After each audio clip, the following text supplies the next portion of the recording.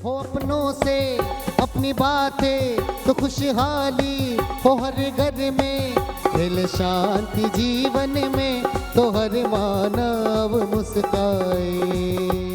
भाइयों बहनों माताओं, मैं प्रतिदिन आपके पास हाजिर होता हूँ, चहकता हुआ मुस्कुराता हुआ।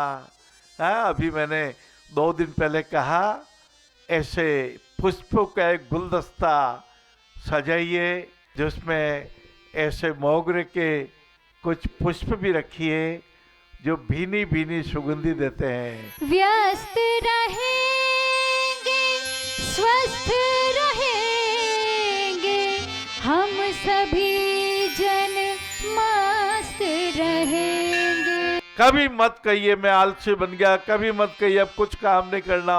और जब कभी लगे जीवन के इस देह देवालय से, हाँ देह देवालय, विचार देवालय, हाँ मन की तरंगों का देवालय, ये शुभ कर्मों का देवालय, ये पवित्र भावों का देवालय, कभी लगे कि अब तो बहुत कुछ हो गया, अब नहीं करना है, केवल विश्राम करेंगे, तब गंगा माता का स्मरण कीजिए। संतुष्ट सतत योगी यदात्मना दृढ़ निश्चयी, संतुष्ट रहेंगे।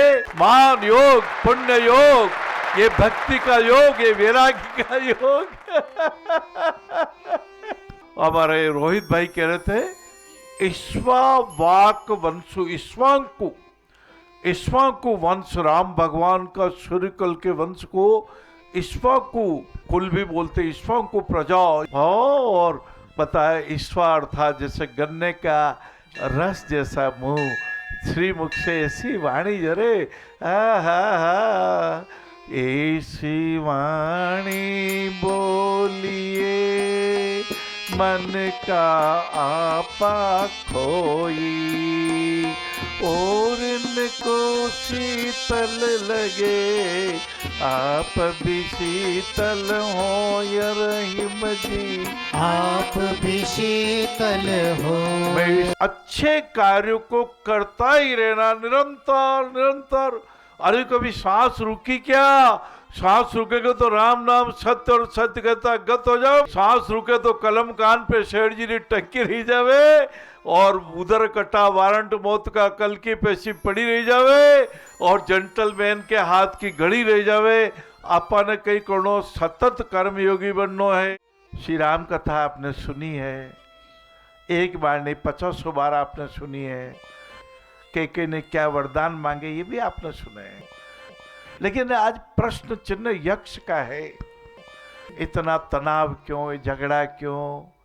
बहू आती है, बहुत सारी गुणी बहू है, बहुत सारी बहुएं ऐसी महान है, घर पे पेड़ से संस्कार लेके आती है। बाबुल की दुआएं लेती जा तुझको सुखी संसार मिले, मरते की कभी ना याद आए, ससुराल में कितना प्यार। शिक्षा बहुत अच्छी, बहुत सारी बहुएं, बहुत सगुणी है। पुत्र पवित्र के कुल दऊ, मैं उन बहुओं को, उन बेटियों को, माताओं को, बहनों को प्रणाम करता हूँ, नमन करता हूँ, जिनके बहुत अच्छे संस्कार है। आते ही सोचती है मैं सासू माता जी, मेरी 2 माता जी, एक मेरी पेहर की माता जी, एक मेरे सासू माता जी, बहुत सेवा करती है, बहुत ध्यान रखती है। माँ क्या लाऊं कह कर पूछ रही थी, कह कर है माँ माता जी के बहुत ध्यान रखती है। भगवान ने प्रकृति में ऐसी कृपा की है कि ऐसा हल्दी जैसा रसायन, ये पौधा जब हल्दी को बो देते हैं तो इसे 15-20 हल्दियाँ, एक हल्दी नहीं 15-20 हल्दी। ये देखो ये हल्दी, हल्दी का पाउडर सब्जी में डालते हैं। हल्दी के सूजन हो जाए तो हल्दी, दूध में डाल के हल्दी ले लो, दर्द, ऐसी छोटी छोटी जड़ें हैं। ये भगवान परमात्मा इतनी कृपा करता है, और हम लोग कुछ विष की बेल बो देते हैं, कुछ बबूल बो देते हैं, कुछ कीकर बो देते हैं, कुछ कांटों भरा पत्ता बो देते हैं, पौधा बो देते हैं। ना, ऐसे हजारों माता पिता जो दुखी हैं उनको आप सुखी कर सकते, करना चाहिए। अपना कर्तव्य है, अपनी ड्यूटीज में मान ले, अपने अपने अपने प्राथमिकताओं में मान ले। ये माताजी पिताजी के साथ हम रह रहे हैं, मत कहिए हमारे साथ माता पिताजी रहते हैं।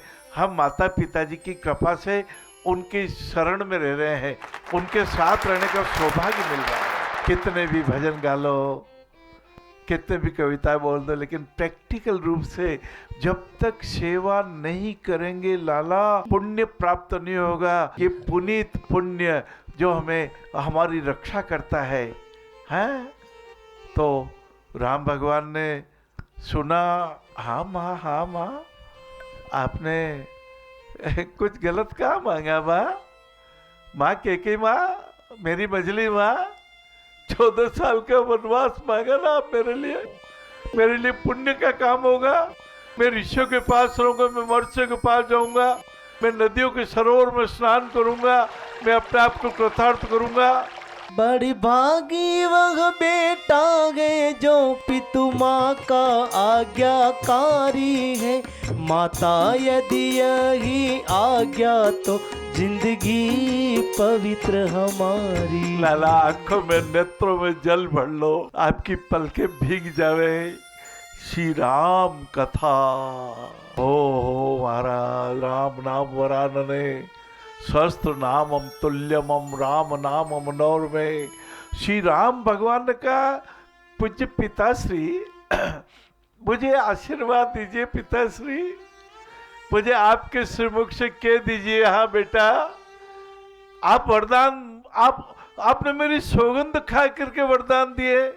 पिताश्री आप तो कहते थे रघुकुल रीत सदा चली आई, प्राण जाए पर वचन न जाए। आपके वचनों की रक्षा होनी चाहिए पिताश्री। पिताश्री सुन रहे हैं, बोल नहीं पाते।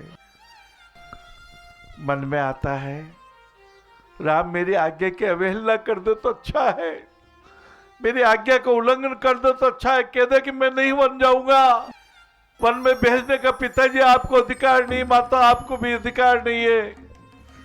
लेकिन वो तो मर्यादा के पुरुषोत्तम है। अभी पुरुषोत्तम मास इसी वर्ष 1 मास अधिक है, उसको बोलते पुरुषोत्तम मास। उत्तम में उत्तम, पुरुषों में पुरुषोत्तम, मर्यादा के पुरुषोत्तम, सूर्य कुल के हजारों कोटि सूर्य के सरिता देवता, ऐसे राम भगवान ने प्रणाम किया और मन में सोचा मैं कौशल्या माता जी का आशीर्वाद ले लूं, मुझे देर नहीं करनी है। मेरी मजली माँ ने वरदान मांग लिए, पिताजी के वचनों की रक्षा होनी चाहिए। बाबू भाइयों बहनों, कथा और भी कहेंगे। आज मन में बार बार लावे, व्यस्त रहें, मस्त रहें, स्वस्थ रहें। कैसे रहें? स्वस्थ रहने के लिए एक तो देह को, जो देह देवालय है, मत कहिए मल मूत्र का केंद्र है, ये कहिए ये भगवान की कृपा का प्रसाद है। ब्रह्मा जी ने हमें बनाया है और हमें सहस्त्रार चक्र, महाराज सहस्त्रार चक्र जो अपना माथा है, अपना मस्तिष्क है, हाँ अपने छांदोग उपनिषद में तो दिया है कि इसी सहस्त्रार चक्र में समुद्र है, तालाब है, यहाँ एक पीपल का वृक्ष है, उस पीपल के वृक्ष से आनंद का रस टपक रहा है और हम साधक रूप में उस पीपल के वृक्ष के नीचे बैठ करके भौमा के दर्शन करना चाह रहे हैं। आत्मरूप भव, अपने आत्मबल जगाए भव, अपने स्वास्थ्य को उत्तम बनाए भव। दैहिक ताप में 3 तरह के ताप है, वात रोग, वायु रोग, ये वायु रोग हो गया, गठिया हो गया, ये तनाव से हमारे तो ये मुट्ठी भी खुलती नहीं है, उंगलियां खुलती नहीं है, ये हो गया। अरे तनाव क्यों पैदा किया? ये टेंशन रूपी शत्रु को क्यों आमंत्रित किया? ये ब्लड प्रेशर कंट्रोल से बाहर कैसे जाना दिया? आपको डायबिटीज हो गई, आपने शक्कर लड्डू ज्यादा क्यों खा लिए? अब हो गया तो इसको कंट्रोल करो।